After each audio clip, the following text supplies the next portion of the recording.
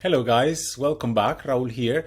Today I'm going to be talking about cardio. This is a huge topic with a lot of research and a lot of controversy on what works and what doesn't work. Starting with the definition, some people think that cardio is stepping on the treadmill and running for 1 hour. But cardio is more than that. Cardio can be steady exercise that is done at low intensity, like jogging or a bike ride. But cardio can also be intervals of high intensity exercise, for example, like HIIT training, where you go all for 20 seconds or 60 seconds at high intensity and then you rest long enough to allow you to perform another round with equal intensity, like Tabata, for example. Any cardio activity you choose should involve large muscle groups in the legs and trunk, for example.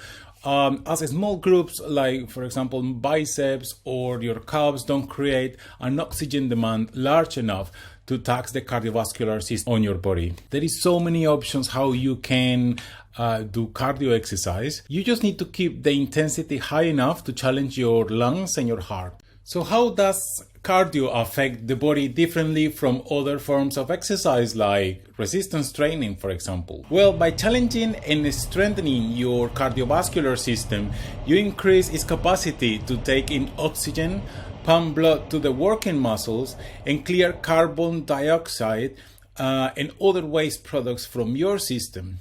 Plus, your heart becomes more efficient at pumping blood.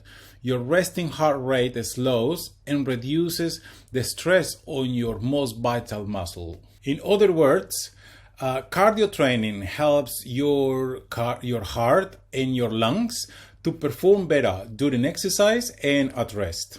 So one of the biggest questions is how to pick up the best cardio workout for you. Well, for me to prescribe your cardio sessions, I always take into account you as an individual and external factors that surrounds your lifestyle. If your main goal is to lose fat, you're gonna see more cardio in your program compared to someone who is building lean muscle mass. You might notice that during your program, you will have more cardio elements on your training if you are on a lean down stage of your training program. If you are on a bulk up stage during your program, you will see that your cardio sessions will be shorter and less frequent. This is about your goal. Now I need to take into account your body type. By genetics, some people need less cardio than others. So we need to take into account your body type as well. So in general, there is two different body types, ectomorph and mesomorph. Ectomorph is someone who is slimmer and have less body fat percentage by nature. And the mesomorph is someone who is bigger. They might have a bigger fat percentage. As external factors, I will consider convenience. So what kind of cardio equipment do you have access to? Are you able to go outdoors and go for a run or a cycle? Another aspect that I have into account when prescribing cardio training for you is your preference. There is so much information and advice online, on internet, on Instagram, Facebook, YouTube, everywhere.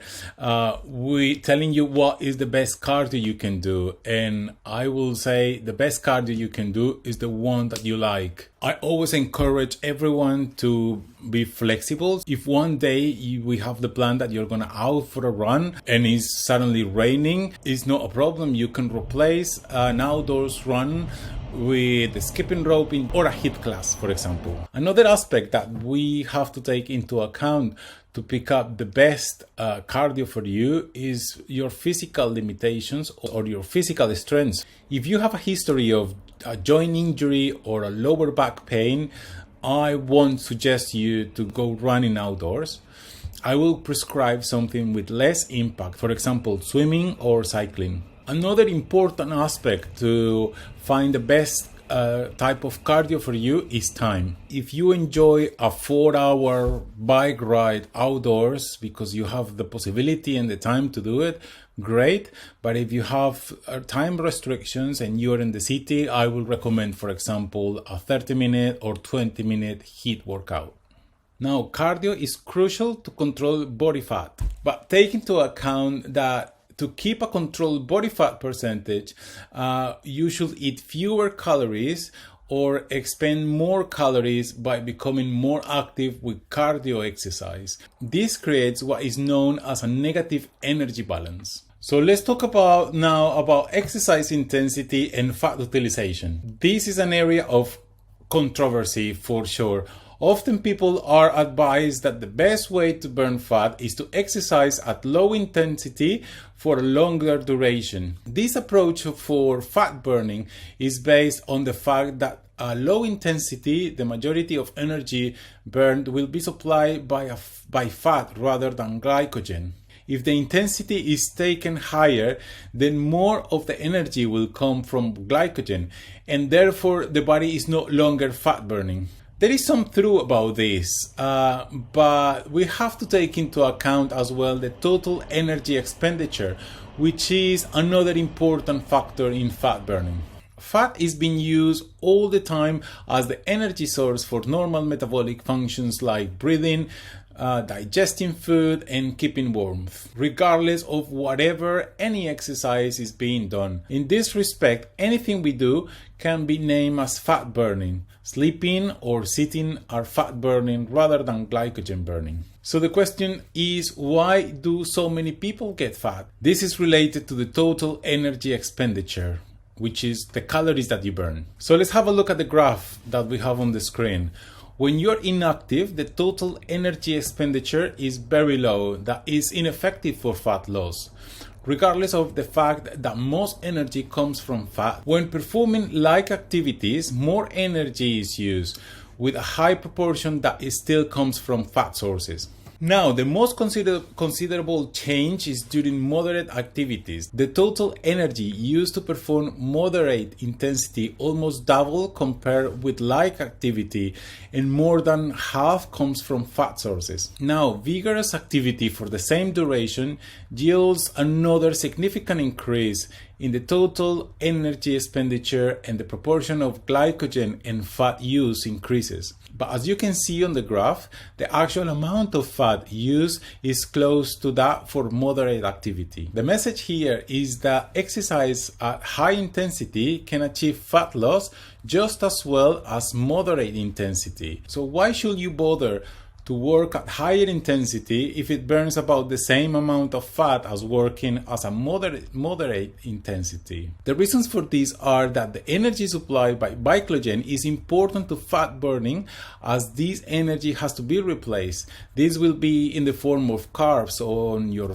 next meal, so you can eat more carbs without being stored as fat, which is itself energy consuming and therefore calorie burning. By working at a higher intensity, you will increase your fitness level as well, improving your cardiovascular capacity, and obviously you're gonna burn more calories in less time. Another commonly myth within the fitness industry is that fat burning only happens after 20 to 30 minutes of continuous exercise. It is true that at the start of the session, a higher contribution of energy will come from carbs in form of glycogen, and that as the duration of the session increases, there will be a gradual shift in the contribution from carbs to fat. So let's have a look at the graph that you have on the screen.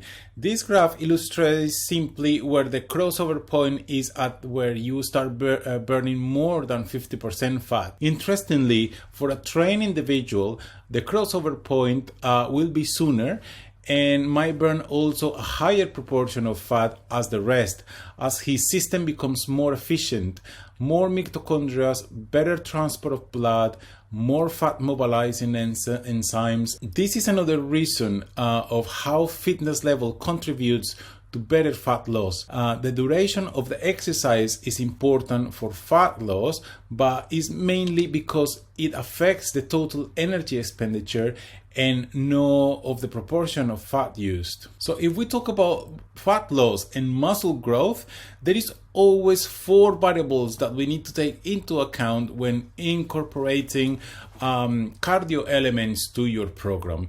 The first of these variables is frequency. The second one is duration. The third one is intensity. And the last one is what type of cardio is the right for you.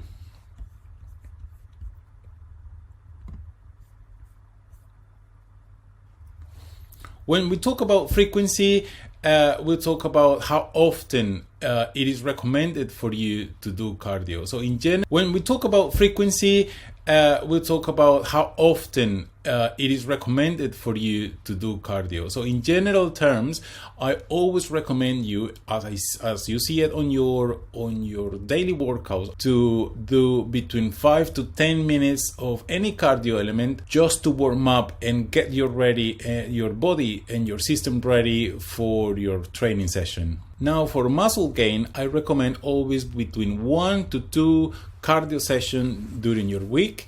And for fat loss, I always recommend between 2 to 6 times a week. Remember that this depends on your body type and the stage of the training program that you are at. So let's talk about duration now. If the goal is to improve your cardiovascular capacity, I always recommend between 15 to 20 minutes. If the goal is fat loss, I always recommend between 20 to 40 minutes. Now intensities. So a warm-up is obviously a preparation for your main workout. So it shouldn't be harder than 60% of your capacity. Now for fat loss, ideally you should sustain consistently your intensity between 30 to 40 minutes.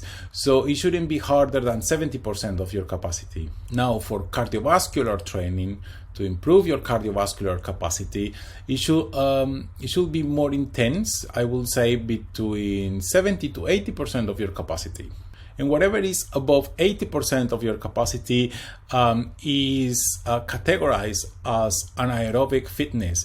This is ideal, for example, for athletes if they are running short distances, or for Olympic lifting, for example. And the last variable we have to take into account for your program and cardio training is the type of cardio that is right for you. So the first type is continuous. This is ideal for fat loss, as this allows you to keep a moderate intensity for longer periods. The second one is intervals. This type is ideal for cardiovascular training, as this allows you to push your intensity to higher levels for shorter periods. And the last type is fartlek. This is for more advanced individuals and offers more variety, talking about energy systems and the muscle fibers involved. So this is all about cardio, guys. I hope this is useful and insightful. What I want you to take from this video is to remember that cardio elements during your program are very important. Don't underestimate your cardio sessions, even the small 5 minutes that I give you as a warm-up. This is strategically placed on your program in order for you to help you achieve your goals faster.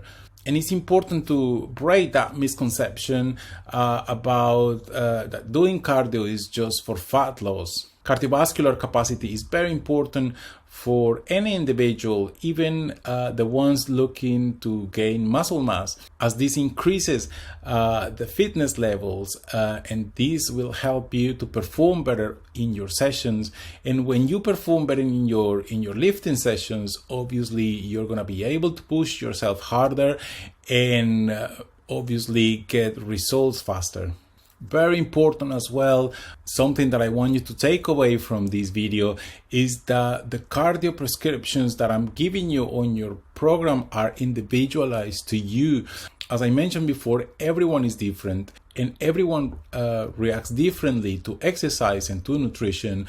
So make sure that you follow the cardio prescriptions and the cardio elements that I'm giving you on your training program, and be open to change, as these prescriptions might change depending on your fitness level and how you're progressing during the program. If you have any particular questions about this topic, feel free to reach out. I hope you enjoyed the video. Have a good one, and I see you on the next one.